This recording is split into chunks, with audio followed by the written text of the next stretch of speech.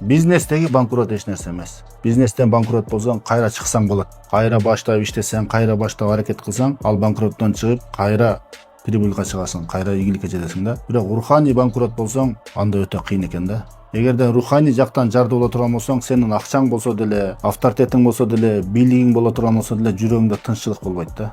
Дайыма кыжалатта болосуң да. Кымбат үйлөрдө жашасаң дагы, кымбат жерлерге барып эс алсаң дагы жакшы уктай албайсың.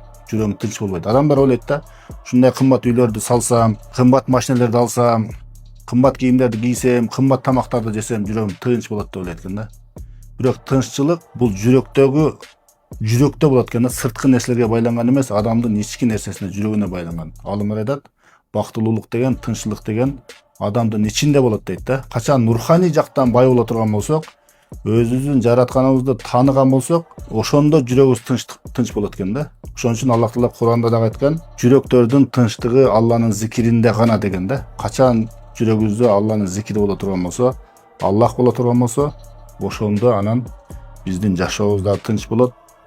Бардыгы жакшы болот, бардыгы тынч болот.